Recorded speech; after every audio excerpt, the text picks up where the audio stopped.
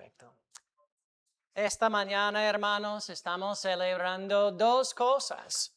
Tal vez está pensando solo celebramos el Día del Padre, pero primero y más importante es el Día del Señor.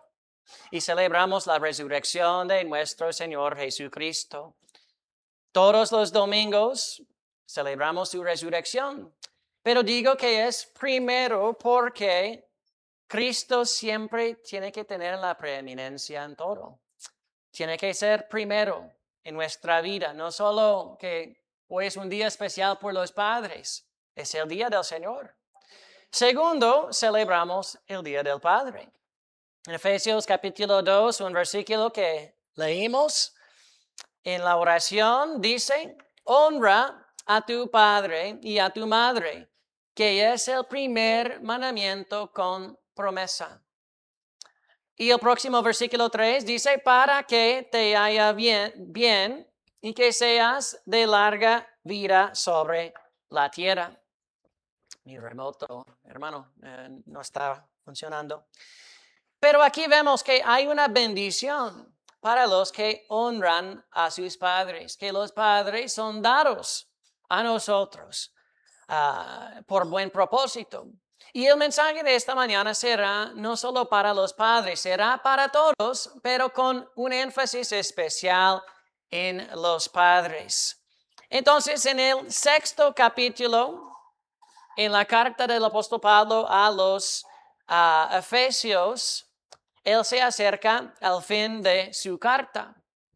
Entonces, en los primeros capítulos, Pablo ya dejó un buen fundamento de doctrina, el plan eterno de Dios desde antes de crear el mundo, de la salvación por la gracia, por medio de la fe en Jesús. Y en los capítulos 4 al 6, Pablo enseña cómo debemos vivir en respuesta. Entonces Dios no nos salvó solo para que sigamos la misma manera y nos vemos otra vez en el cielo, sino nos salvó, nos liberó de la esclavitud del pecado para que podamos vivir diferente, una manera muy diferente. Entonces, en unidad, en santidad, en amor. Y en nuestro texto de esta mañana nos enseña de la batalla espiritual que ocurre alrededor de nosotros. En el contexto de esta batalla, los padres son muy importantes. Si usted piensa en una familia como promedio, una familia que tiene padre y madre, tal vez unos hijos, si viene un hombre malo para robar o para hacer daño o para hacer algo, ¿en quién van a confiar muchas veces para su protección? Muchas veces será en el padre. No es decir que las madres no protegen, pero por lo general los padres tienen una gran responsabilidad en el concepto de la guerra espiritual. En esta misma carta a los Efesios, Pablo ya explicó la importancia de los padres. En Efesios 5, en versículos 23 y 24, explicó cómo Dios hizo que el marido sea cabeza de su esposa. Y nos habla de liderazgo espiritual del hogar. En la misma manera, Cristo, la Biblia dice, es la cabeza de la iglesia. Entonces, como iglesia, no hacemos lo que nosotros pensemos. No es que nosotros tomamos decisiones sin consultar lo que Dios dice. Cristo es la cabeza y la iglesia se somete a Él. Y en el mismo sentido, la Biblia dice que el marido es cabeza de su esposa. También en Efesios 6, versículo 4, dice que los padres deben criar a sus hijos en la disciplina y amonestación del Señor. También en la iglesia las escrituras enseñan que los cargos de pastor y diácono están reservados para los hombres y uno de los requisitos son los que gobiernan bien su casa y cumplen los otros requisitos también. Pero después de enseñar de las relaciones como nuestra respuesta a la gracia de Dios, cómo vivir como cristianos, Pablo termina su carta a los Efesios hablando de la batalla espiritual, con enseñanzas sobre esto. Hermanos, cuando nosotros pensamos en las guerras, todos los domingos estamos cantando, orando por las naciones, por Israel, por Ucrania, por otros lugares, países en guerra.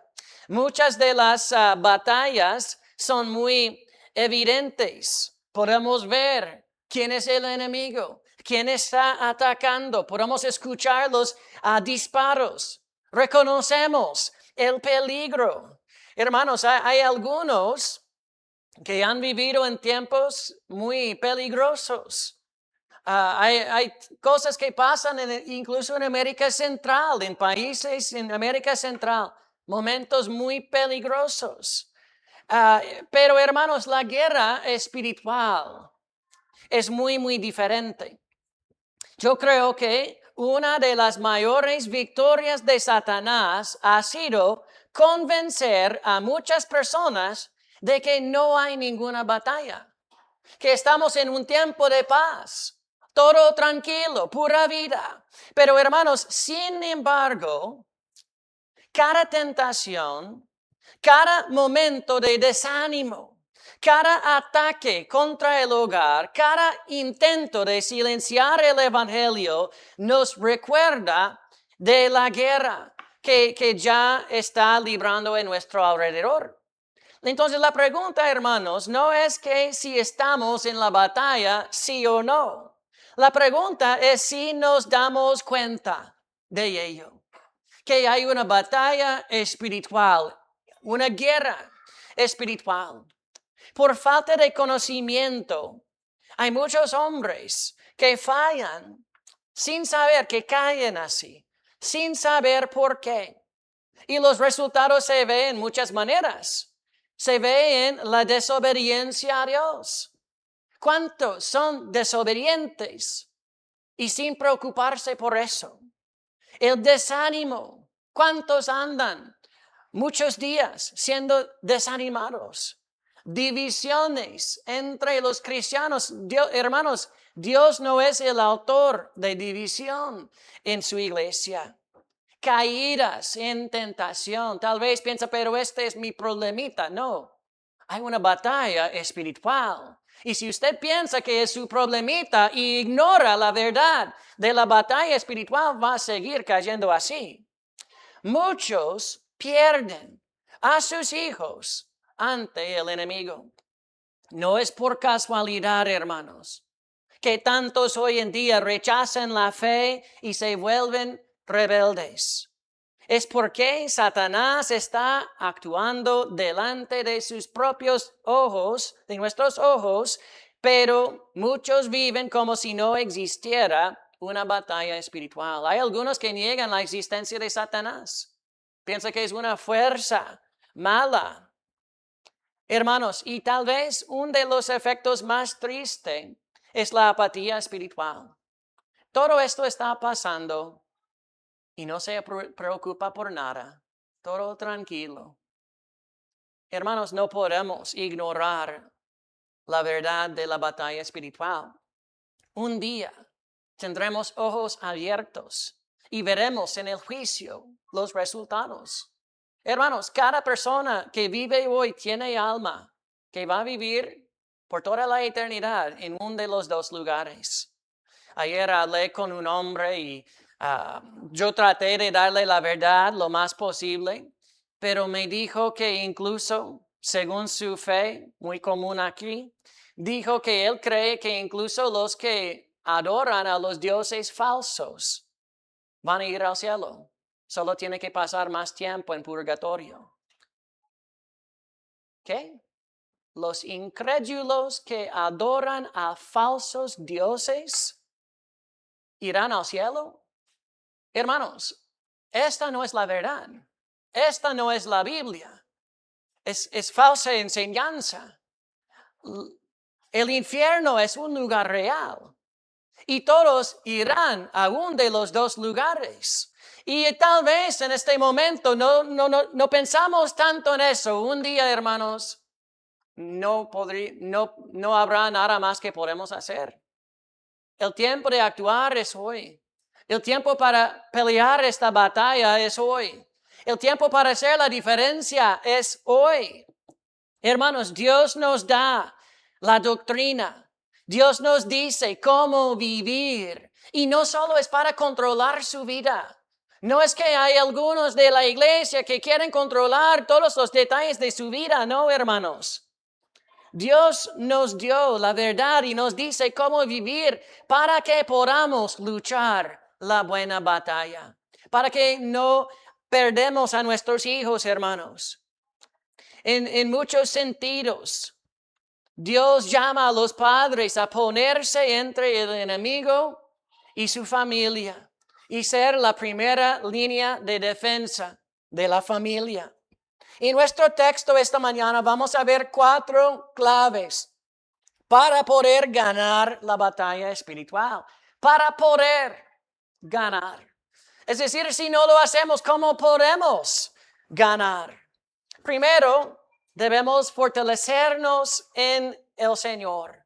Versículo 10 aquí dice, Efesios 6:10, por lo demás, hermanos míos, fortaleceos en el Señor y en el poder de su fuerza. Este no es el poder de su fuerza, es el poder de su fuerza.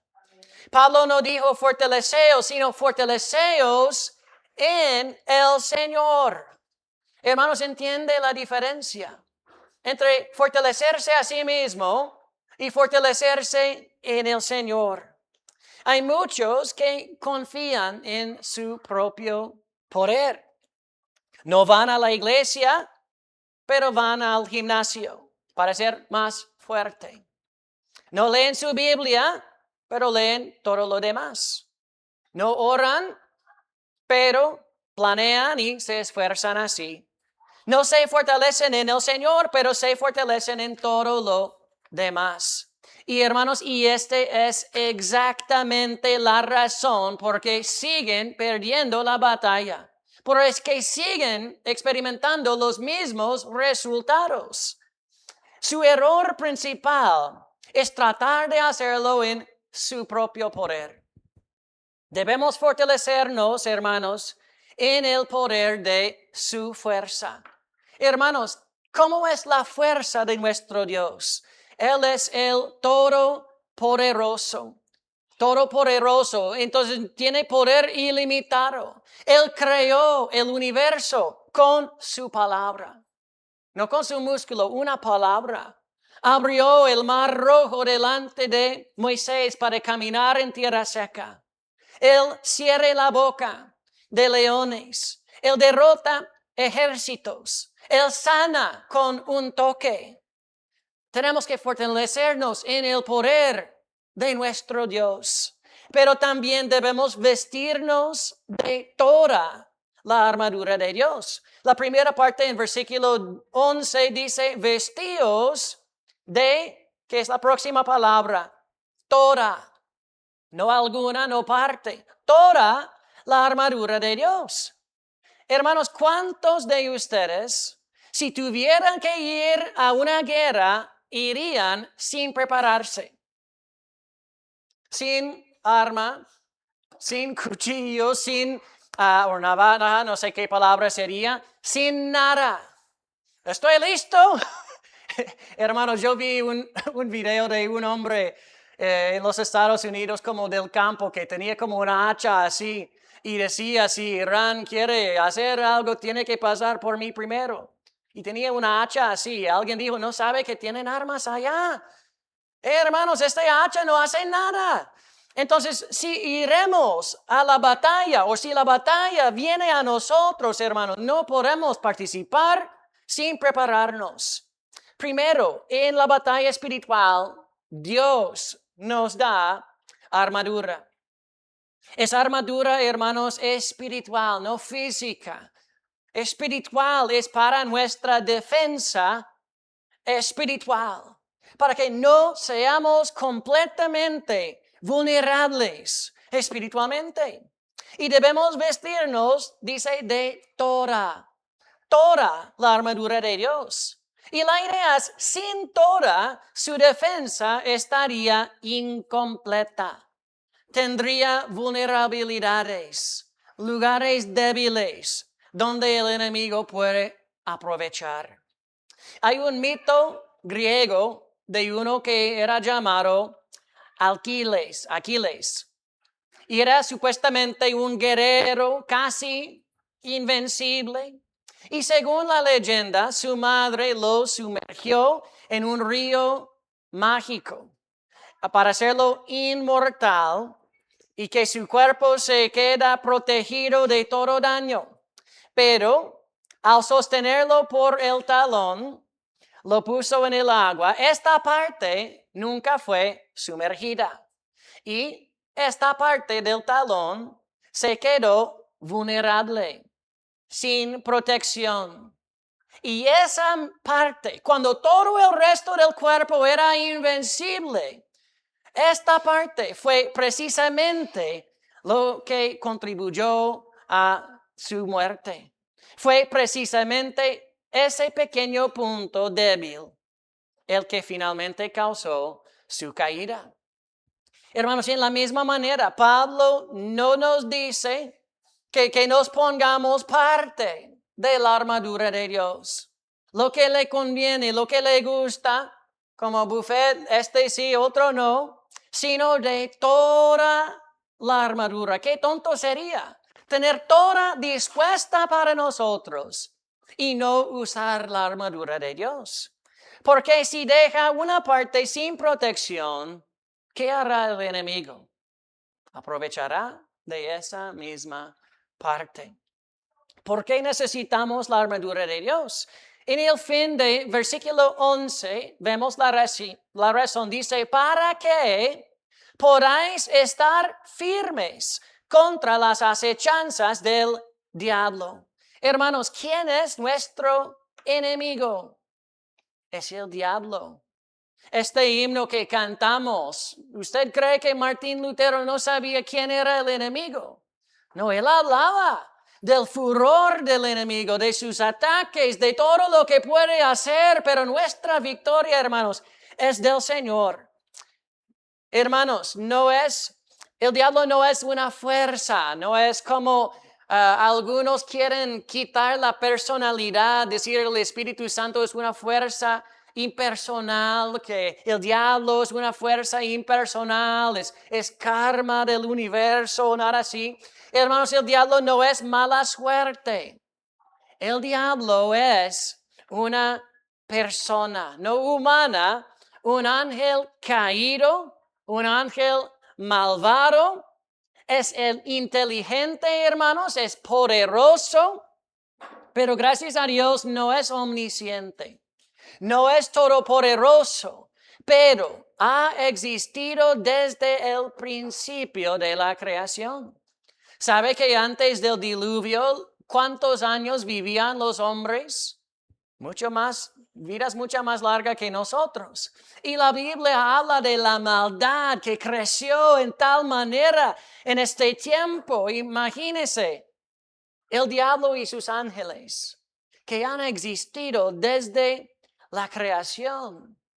Y su maldad, su inteligencia, todo ha existido desde este tiempo, hermanos. Jesús habló de la caída de Satanás en Lucas 10, versículo 18. Y dice, yo veía a Satanás caer del cielo como un rayo. El apóstol Pedro habló de Satanás en 1 de Pedro 5, versículo 8. Y dijo, vuestro adversario, el diablo, como león rugiente, anda alrededor buscando a quien devorar. Hermanos, si nosotros, por ejemplo, si tendríamos que bajar después del culto y todo está loco abajo y nos dice que hay un león andando en el parqueo, que tiene hambre, está buscando a quien devorar porque no le gusta la comida de allá quiere más carne. Hermanos, creo que tendríamos mucho cuidado. Pero ¿por qué no pensamos así con los ataques espirituales del diablo? Hermano, un león puede comer la carne del cuerpo. No puede destruir el alma. No puede engañar. Hermanos, el diablo no es un león literal, sino la Biblia dice es el padre de las mentiras. Es la fuente de todo engaño. Y para ser claro, todos nosotros hemos sido engañados en el pasado. Gracias a Dios por la luz de Cristo, que es la verdad. Pero en versículo 11 nos habla de las acechanzas del diablo. En otras palabras, sus artimañas, sus maquinaciones, sus estratagemas. Cada vez pecamos, hermanos, es otra evidencia de nuestra ignorancia. Cada vez cuando somos tentados y caímos en el pecado, Él ganó otra vez. Hermanos, no es nuestro problemita. Es una batalla espiritual. Entonces, por esta razón, hermano, dice, la armadura de Dios y el poder de Dios es para que podáis estar firmes. Es decir, sin la protección, seremos vulnerables. ¿Y cómo podremos estar firmes? Necesitamos fortalecernos en el Señor. Número 2, debemos estar firmes contra el enemigo. En versículo 12, Pablo nos explica por qué necesitamos la fuerza de Dios. Dice, ¿por qué? No tenemos lucha contra sangre y carne, sino contra principados, contra potestades, contra los gobernadores de las tinieblas de este siglo o de este mundo, contra huestes espirituales de maldad en las regiones celestes. Hermanos, una de las razones por las que fallamos es porque olvidamos contra quién debemos luchar. Olvidamos quién es el enemigo. Cambiamos el verdadero enemigo y comenzamos a pelear contra hermanos, contra familiares, contra personas, contra las circunstancias. Y cuando ponemos los ojos en un enemigo equivocado, hermanos, estamos siendo engañados. Cuando la palabra de Dios nos dice claramente, esa es una batalla espiritual. Pablo dijo, no luchamos contra sangre y carne, aunque existen hombres malos en este mundo. No son los enemigos principales. Aunque tendremos problemitas con personas, hermanos, las personas no son nuestros enemigos. ¿Qué debemos hacer? Luchar contra principados y potestades. Esa palabra principado se refiere a los jefes, a los líderes, no de los gobiernos, sino las autoridades espirituales en el mundo espiritual. Potestades hablan de su poder, de su influencia, y a veces, hermanos, menospreciamos al enemigo. A veces pensamos que somos tan fuertes y el enemigo no. Hermanos, hay un ejército de ángeles caídos, de demonios que hacen guerra espiritual contra el pueblo. En Daniel capítulo 10 habla del príncipe del reino de Persia y otro príncipe del reino de Grecia, y que son fuerzas de las tinieblas que oponen a los ángeles. Hermanos, los ángeles son mucho más fuertes que nosotros. Si oponen a los ángeles, pueden oponer a nosotros también. Pablo habló de los gobernadores de las tinieblas. En Juan 12, versículo 31, habla de Satanás en un término muy parecido. Jesús lo llamó el príncipe de este mundo. En Efesios 2, verse 2, se llama el príncipe de la potestad del aire. Segunda Corintios capítulo 4, versículo 3, Él se llama el Dios de este siglo. No es que es un Dios verdadero, sino es el Dios de las tinieblas. Los gobernadores de las tinieblas son los poderes espirituales del reino de las tinieblas. Y la Biblia es muy clara, hermanos, que todos nosotros hemos sido parte de estas tinieblas. Si tienen sus Biblias, van a Efesios capítulo 5, en versículo 8. Efesios 5:8 dice, porque en otro tiempo erais tinieblas, mas ahora sois luz en el Señor, andad como hijos de la luz. Anduvimos en las tinieblas, éramos de las tinieblas, éramos bajo el poder de Satanás. Pero gracias a Dios que Cristo es más fuerte, que nos redimió por el poder de su sangre, nos hizo nacer de nuevo siendo hijos de la luz, hijos de Dios. Y así debemos andar como hijos de la luz. Entonces, él habló de huestes espirituales en versículo 12. Pablo, él dijo, contra huestes espirituales o ejércitos espirituales de maldad en las regiones celestes. Este se refiere a las regiones celestes, no al cielo, sino el mundo espiritual. Es interesante que cuando yo estuve en la universidad, todos querían negar lo sobrenatural. Si no vemos algo, no creen. Era como la manera de pensar del mundo. Hoy en día, todos quieren hablar de no sé cómo decirlo en español, como multiverso. Que no hay un universo, que hay varios como dimensiones paralelas y todos quieren hablar de eso, incluso los científicos. Hermanos, no tenemos que meternos en esta ciencia porque ellos no saben nada de lo que están hablando.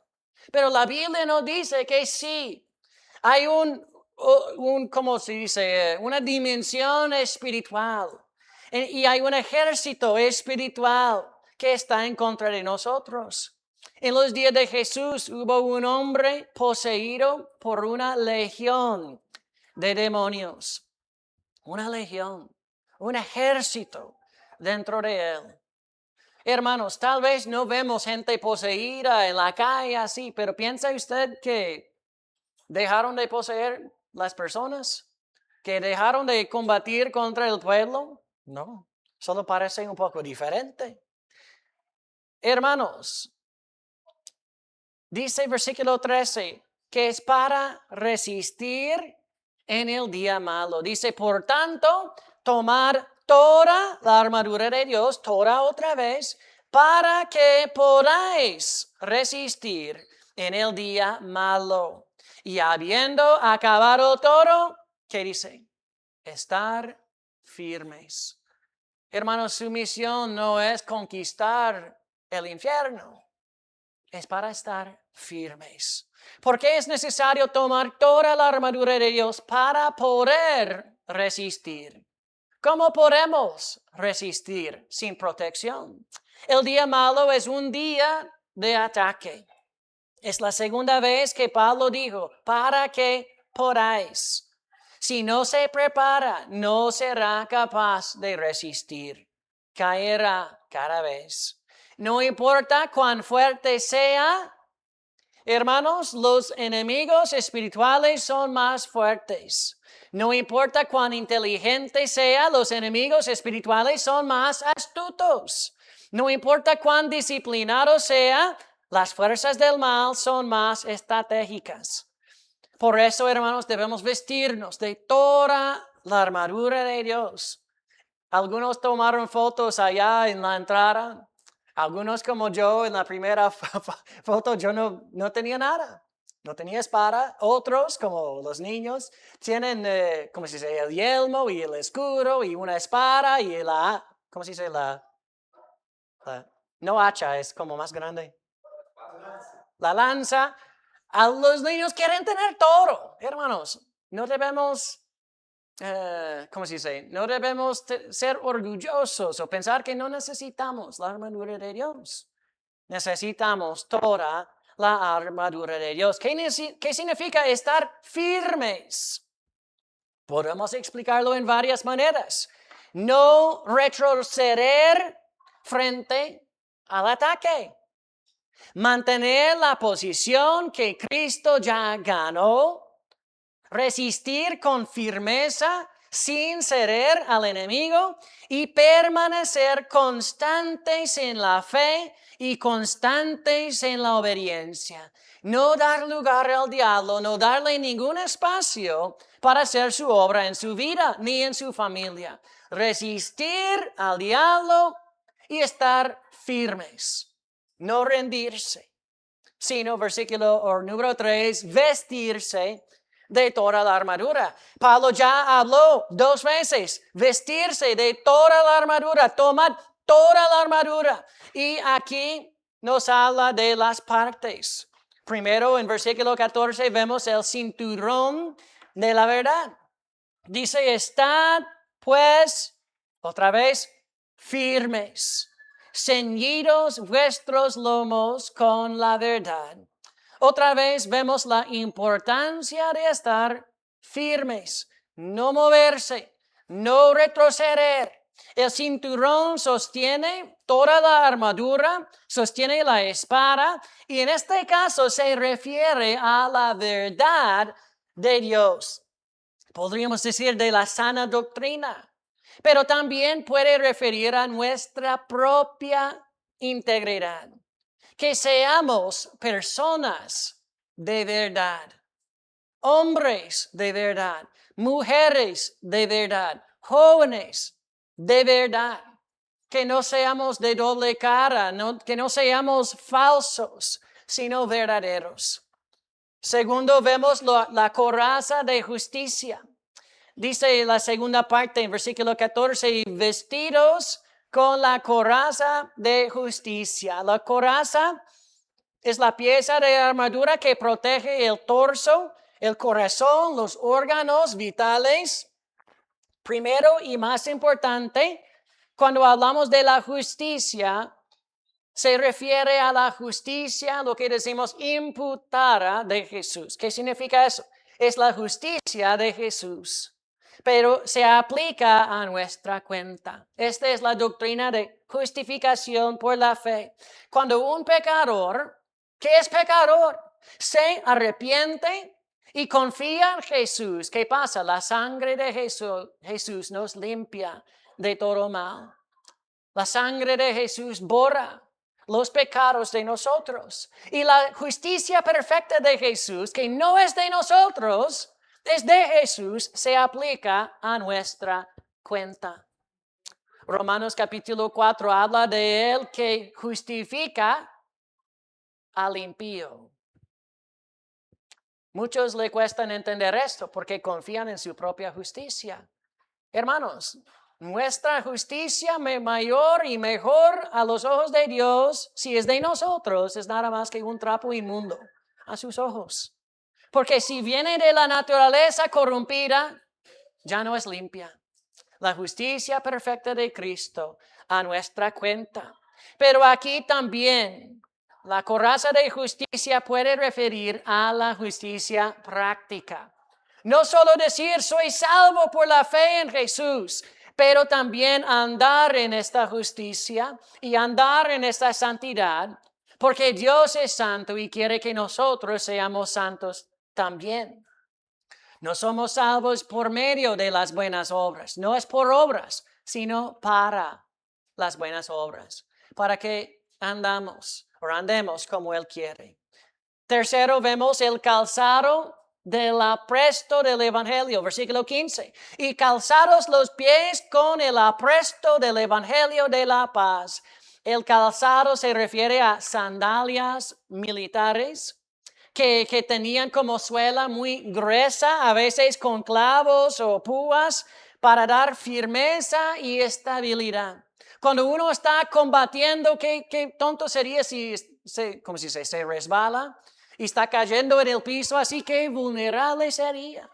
Entonces así nos da firmeza, estabilidad y nos habla del apresto o preparación del Evangelio. La idea es que debemos estar listos, dispuestos para ir y anunciar el Evangelio. Número 4, el escudo de la fe. Versículo 16 dice, sobre todo, tomar el escudo de la fe, con que, otra vez, podáis apagar todos los dardos del fuego del enemigo. Los escudos romanos eran muy grandes que cubrían la mayoría del cuerpo. Detenían flechas, lanzas, golpes de espada, tenía buena protección. Y espiritualmente, en la armadura espiritual, esta es nuestra fe. Pero debemos definir la fe. Hay muchos que dicen, yo tengo fe que pasará. ¿Tiene promesa de Dios para eso? A veces pensamos que fe es esperar cualquier cosa. Hermanos, nos habla de una fe basada en las promesas de Dios, que son firmes y fieles. Y no solo es creer, también puede referir a la práctica de nuestra fe, que nos protege y pueden apagar todos los dardos del fuego del enemigo. Otra vez vemos que el diablo se presenta como un enemigo tal vez escondido que nos ataca de lejos con ataques inesperados, dardos de fuego. Tenemos que protegernos, hermanos. Tal vez piensa que está bien fuerte andando en el Señor y otro momento caerá. La Biblia dice que debemos tener cuidado el que piensa que está de pie, porque puede alistarse a caerse en gran manera. Quinto, vemos el yelmo de la salvación. Dice versículo 17, y tomad el yelmo de la salvación. El yelmo protege la cabeza, protege la mente de los ataques. Y en este caso dice que es de la salvación. ¿Cuántas personas no tienen esta confianza de salvación? Todavía es algo incierto. ¿Y cuántas otras personas tienen falsa seguridad de salvación? Cuando uno es salvo y tiene esta confianza basada en la palabra de Dios, las promesas de Dios que son firmes y fieles, puede saber que uno ha sido salvo del pecado, que todavía es salvo y siempre será salvo. Y así no caímos en las dudas. Un versículo que nos gusta usar en el evangelismo porque hay muchos que han aprendido que nadie puede saber que es salvo. Qué extraño que hay religiones que enseñan esto. Porque la palabra de Dios dice en 1 de Juan capítulo 5 versículo 13 o 12 y 13, el que tiene al Hijo tiene la vida. Y el que no tiene al Hijo de Dios no tiene vida. Estas cosas os he escrito a vosotros que creéis en el nombre del Hijo de Dios, entonces a los creyentes, para que sepáis, saber que tiene vida eterna. Hermanos, vida eterna es hasta mañana, no es eterna. Cristo dijo que el que escucha su voz y cree tiene vida eterna, nunca vendrá la condenación. Este es futuro. Pero yo no sé qué pasará. Podemos creer la palabra de Jesús. Nunca vendrá a la condenación porque ha pasado de muerte a la vida. Entonces, hermanos, el yelmo de la salvación nos da confianza, nos ayuda a seguir adelante, nos protege de ataques mentales, emocionales. Y número 6, la espada del Espíritu. Segunda parte del versículo 17 dice, y la espada del Espíritu, que es la palabra de Dios. La última parte de la armadura es defensiva y también ofensiva. Es la espada de la palabra de Dios. Hermanos, hay muy pocas personas que conocen bien la palabra de Dios. Puede ser una pregunta y puede responder en sus mentes, pero ¿conoce usted bien la palabra de Dios, sabe que enseña la palabra, podría usar la palabra para resistir a los que tuercen la palabra para enseñar falsa doctrina. Podría combatir con la palabra. Cuando Satanás tentó a Jesús en el desierto, ¿cómo respondió Jesús? Siempre con la palabra de Dios. Y otra pregunta, hermanos, más que poder refutar la falsa doctrina de un falso maestro, una pregunta más importante. ¿Tiene usted la palabra de Dios en su corazón para usarla bien en contra del diablo en el día malo, en el día de la tentación? Hermanos, los ataques del diablo no es que alguien va a venir y apuñalarle. Los ataques del diablo son engaños, mentiras, ideas, tentaciones que se meten en su cabeza, en su mente y en su corazón. Muchas veces piensa que personas están en contra de usted y él está sembrando división, haciendo todo. Y no sabemos lo que está haciendo. ¿Tiene usted la palabra de Dios tan clara en su mente y corazón para poder refutar al diablo como Jesús lo hizo en el desierto? Hermanos, todos los domingos predicamos la palabra de Dios. Todos los martes enseñamos sana doctrina, cosas prácticas, libros de la Biblia. ¿Para qué? Es como afilar la espada. Estar listos, preparados para poder resistir bien al enemigo. Número 4, el último punto es orar siempre. La armadura, hermanos, es para defendernos, es para nuestra protección, es para poder resistir.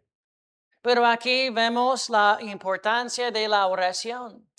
Versículo 18 dice, orando en todo tiempo, con toda oración y súplica en el Espíritu. Orar en todo tiempo no significa orar sin parar y no hacer nada más.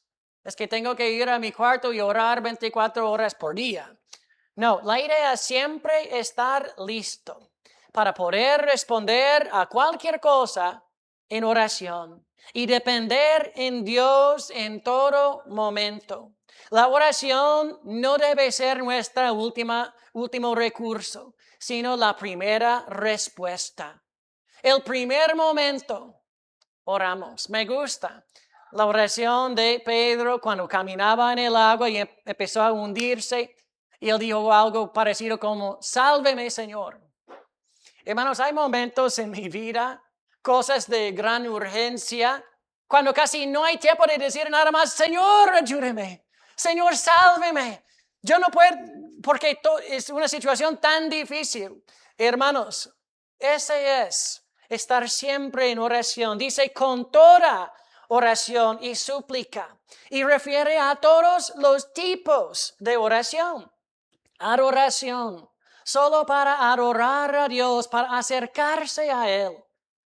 Hermanos, ¿cuándo es la última vez que oró simplemente para acercarse a Dios? No para pedir, sino para adorar a Dios. Acción de gracias. Intercesión es orar por otras personas, súplica, petición intensa y humilde. Cuando dice en el Espíritu, hay algunos que han torcido versículos y cada vez cuando ve en el Espíritu, este es lenguas.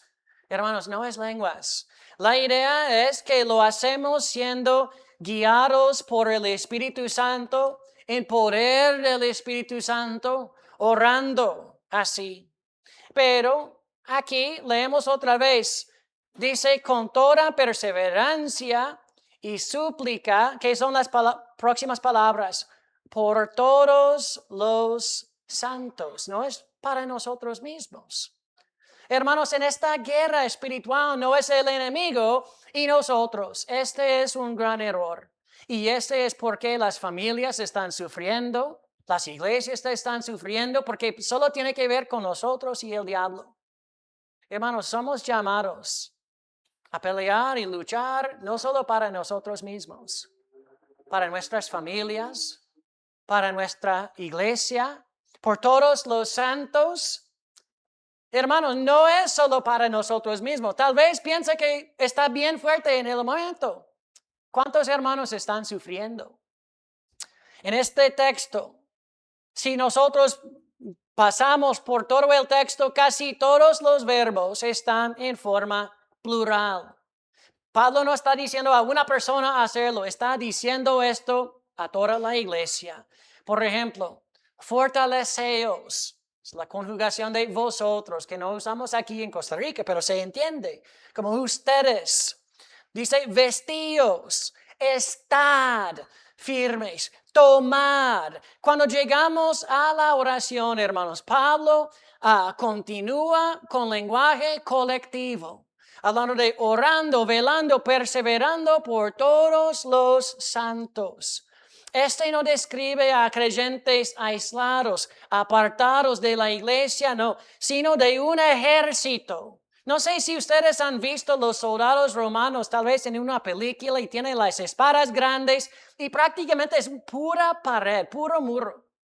Incluso entonces los enfrente tienen la espada así, hombro a hombro, los detrás tienen el escudo encima y parece como un castillo que nadie puede hacer nada. La iglesia de Cristo debe ser así. Hermanos, ¿qué pasa si uno de los soldados se huye? ¿Tendrá vulnerabilidad? Todos. Hermanos, no es una batalla espiritual, sino una guerra espiritual en comunidad. Y Pablo termina esta parte con una petición personal. Versículo 19 y 20 dice, y por mí. Entonces recuerde, orando por todos los santos, y por mí, a fin de que al abrir mi boca me sea dada palabra para dar a conocer con denuedo el misterio del Evangelio, por el cual soy embajador en cadenas, que con denuedo hable de él y cómo debo hablar. La armadura, hermanos, es para defender. Pero aquí Pablo presenta la oración como la arma ofensiva para poder predicar, para poder combatir contra el enemigo con la palabra de Dios. Pablo les recuerda de la importancia de esta oración. Él estuvo en cadenas, en la cárcel. ¿Por qué razón? Por predicar el evangelio. Y él no pidió que oraran por su liberación del cárcel, sino que oraran para que tuviera valentía y predicar el evangelio. Hermanos, debemos recordar nuestra familia espiritual. Alejarnos de la iglesia para enfocarnos en nuestros propios problemas. ¿Qué pasa? Nos hace daño tanto a nosotros también en la iglesia. Somos más débiles así, todos. Hermanos, para terminar, debemos ser sabios, debemos entender que la batalla alrededor de nosotros no es una batalla física. No solo es de problemas físicos, de problemas económicos, de enfermedades, de circunstancias, sino es parte de la batalla espiritual. Primero y más importante, Pablo nos dice, fortalecernos como en el Señor. Esta es la clave más importante, hermanos. Segundo, estar firme contra el enemigo resistiendo. Tercero, ponernos toda la armadura de Dios. Y cuarto es orar siempre. Quiero hacer una pregunta. ¿Cómo estás permaneciendo firme espiritualmente? ¿Estás firme? ¿Estás estable en este momento? Yo he visto tiempos cuando sufrimos cosas malas que pasan en nuestra vida, que nos afecta en gran manera. Y a veces puede afectar nuestra estabilidad.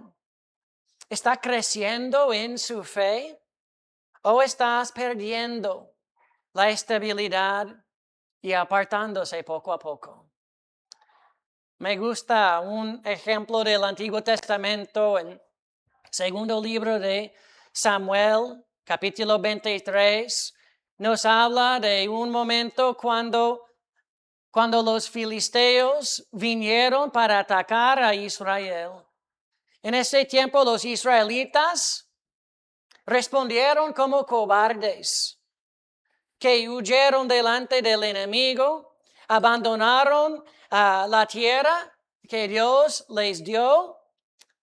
Y en segundo libro de Samuel 23, 11 y 12, dice, después de este fue Sama, hijo de Age, Ararita.